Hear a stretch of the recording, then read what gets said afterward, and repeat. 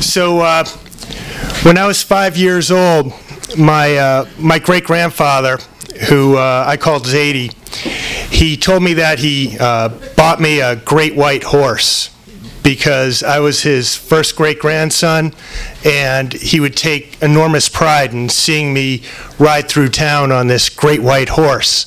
And I was psyched. And I named it Cloudy because clouds were white. And my Zadie told me that he was raising this horse in the basement of his home in Everett. So whenever we went to visit my Zadie that year, I would immediately race to the kitchen, stand at the cellar door, wait for my Zadie, and I'd be like, "Can I see the horse? Can I play with the horse? Can I feed the horse? Can I ride the horse?" And he'd be like, slow down, Scott. You know, he's just a pony still, and you know, he needs a lot of sleep before he becomes a full horse. But I'll go downstairs and I'll see if he's able to play with you, and you just wait right here.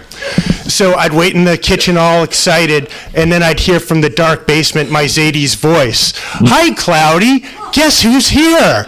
It's Scott, my first great-grandson, your new master. And you two are going to get along so well and have so much fun together." And then I'd hear this big crash on the floor, and a "Oi!"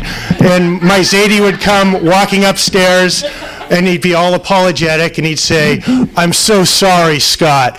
Cloudy was very excited to meet you. He jumped in the air, and he fell on the floor. And now he's sore, and he has to rest. But the next time you come over, you'll get to play with him." And I was like, okay, you know, I can wait because I'll still be the first kid in my school to have a horse, which will make me the most popular kid, and everyone will want to be my friend. And besides, it's a horse. And so we would continue this pretty much throughout the year.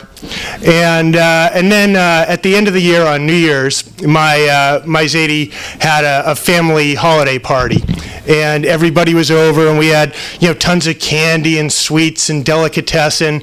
But I just ran straight for the cellar door, and I'm like, Zadie, can I play with the horse? Is he grown up now? Can I ride him? Can I watch TV with him? Can I feed him? Can I hug him?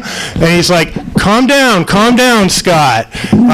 Today you will see your horse. And I was like, oh my God, this is awesome. And I was like as excited as I'd ever been in my entire life for the rest of that afternoon. And then a few hours later, my Zadie calls me over, and he's like, Scott, come here.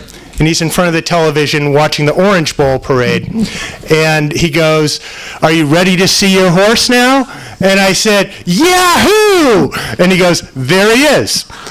And he points at the Orange Bowl parade on the TV. And I'm like, "What are you talking about?"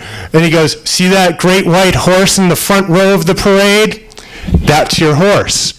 And I was like, "But I thought he was in the basement and he wasn't big enough." And he said, "Well, while you were gone, he got big. And the owner of the Orange Bowl parade came by and he saw the horse and he said, 'I have to have that horse leading our parade so all of the Americans can enjoy him.'" And he begged and begged, and finally I couldn't turn down the owner of the Orange Bowl, so I gave him the horse, and in return he gave me money so we could have this party, and so everyone in our family could have a good time and be happy at the holidays. "And you're enjoying yourself too, right?" And I said, "Yeah, I guess." And he said, "And because you sacrificed your horse so we could have this party, it's like you were giving the party also and making everybody in the family happy, and I'm very proud of you for that." And I was like, "Thanks, Zadie." And so I wasn't really in a party mood after that because I sold my horse, you know, to give everybody this party.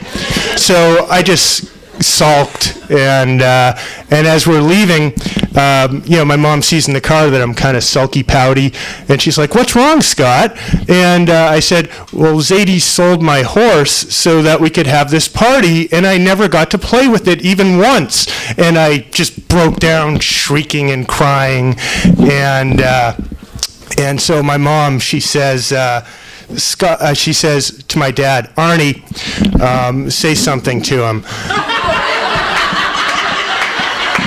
So he turns to my mom and he says, "God damn it, he did that same horse shit to me when I was his age."